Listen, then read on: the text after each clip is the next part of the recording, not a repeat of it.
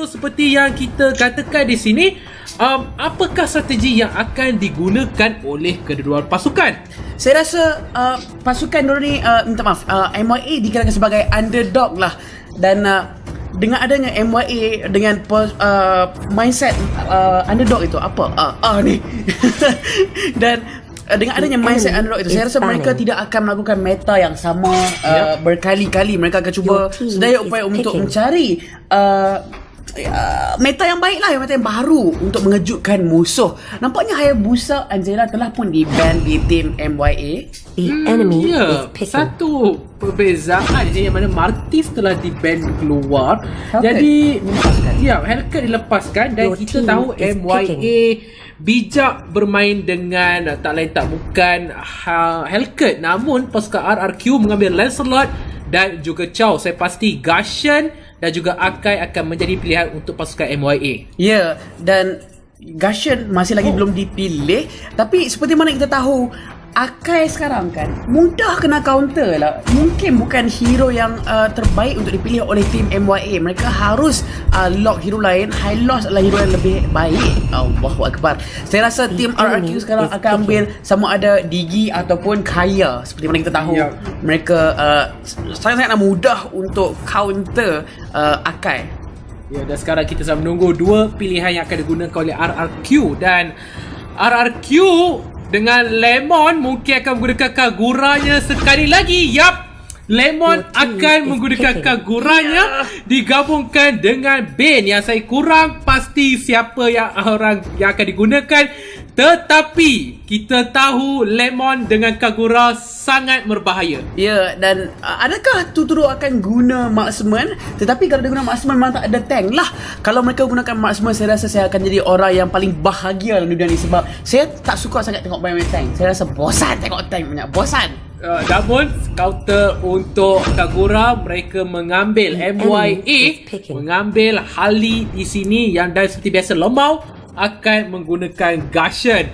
Jadi sangat-sangat berbahaya, tetapi di counter dengan mudah oleh pasukan RRQ yang mengambil Lolita di sini. Ya, Lolita telah pun diambil oleh RRQ Gashan di tim musuh. Hylos tidak diambil. Nampaknya pick rate untuk Hylos akan jatuh lah dengan agak mendadak.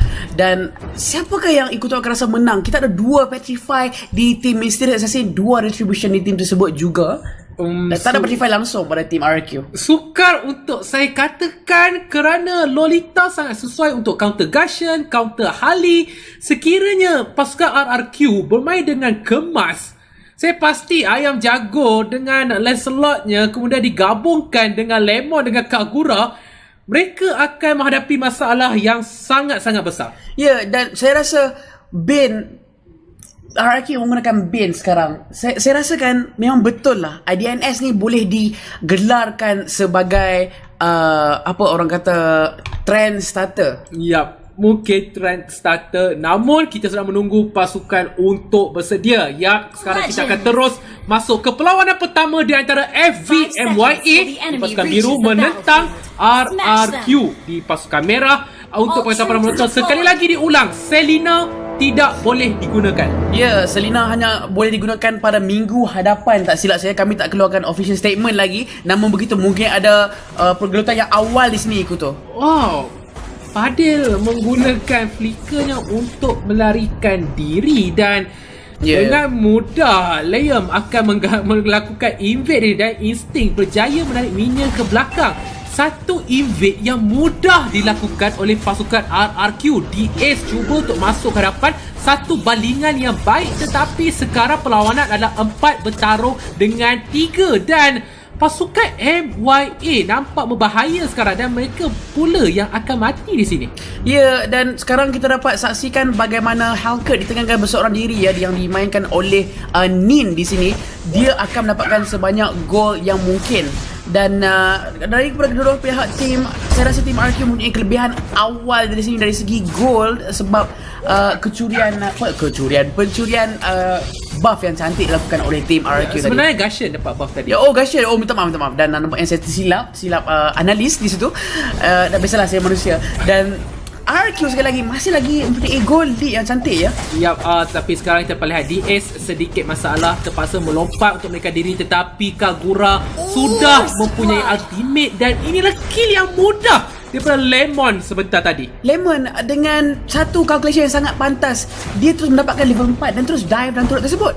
Ya, Tak dive, cuma payung dia jalan dive. payung yang baik yang dilakukan oleh Lemon berjaya membunuh panda tersebut. Sekarang perlawanan masih lagi akan berlangsung. Gashen belum lagi level 4, jadi tidak mempunyai sebarang ultimate. Jadi dia terpaksa untuk melarikan diri. Tetapi apa yang berlaku sebentar tadi? Terus RRQ membunuh dengan mudah kerana pasukan MYA memberi kill demi kill sekali lagi. Dapat lihat tower dive yang dilakukan. Ayam jago cuba untuk mendapatkan kill. Dan sekali lagi dapat lihat Lemon dengan menggunakan payungnya membaling payung tepat ke muka panda tersebut dan mendapatkan kill yang seterusnya. Ya, dan kita dapat saksikan bagaimana RRQ mempunyai 7,000 gol sekarang 2,500 perbezaan pada minit kedua.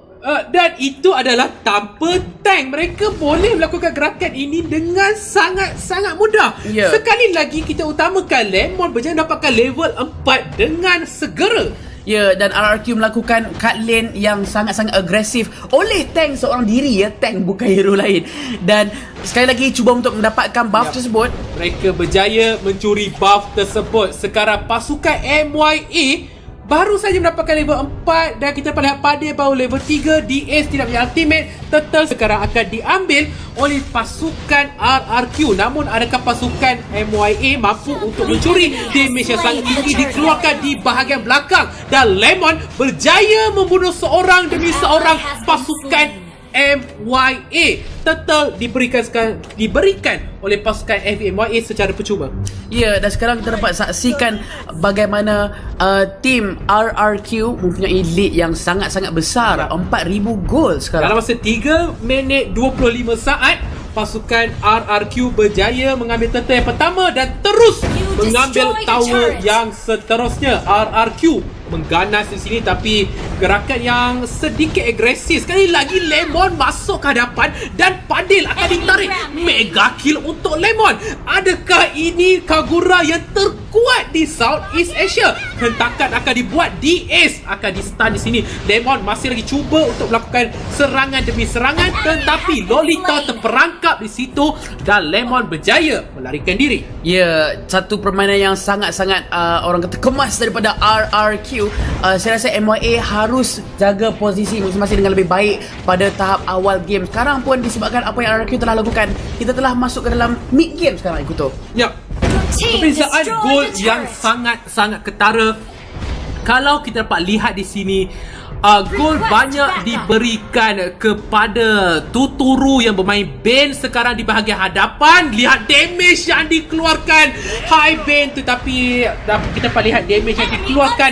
Lemon unstoppable dengan payungnya sekali lagi. Ini adalah sebab mengapa di MPL Indonesia dahulu ramai orang akan ban Kagura untuk mengelakkan Lemon mendapatkan karakter tersebut. Ya, saya rasa tim daripada Malaysia ataupun daripada negara lain tidak sangat mengetahui kekuatan Lemon ya, walaupun lihat sekali lagi Lemon membunuh Gashen dengan sangat mudah. Sepakan yang kemas daripada tak lain dan tak bukan insting yang bermain Chow, tetapi mereka berjaya dapatkan satu, namun terkorban pula Helcurt.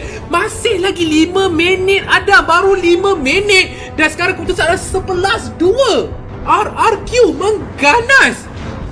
betul. Ada ini mungkin game. Ya, ini lagi main. Nampak 5 minit. 5 minit 37 saat. Game yang terpantas untuk MSL. Satu perlawanan yang sangat baik. Nampaknya bawa memenangi game ini ya. Saya suka permainan yang apa orang kata momentum yang ditunjukkan oleh tim RRQ. Mungkin saya salah dengan prediction saya menyatakan bahawa mereka akan mendapatkan draw bagi kedua-dua tim. Namun begitu, kita ada lagi game seterusnya. Kita dapat saksikan bagaimana Nin mempunyai MVP 6.2. Okey, jadi fokus yang harus diberikan adalah Tuturu sentiasa melakukan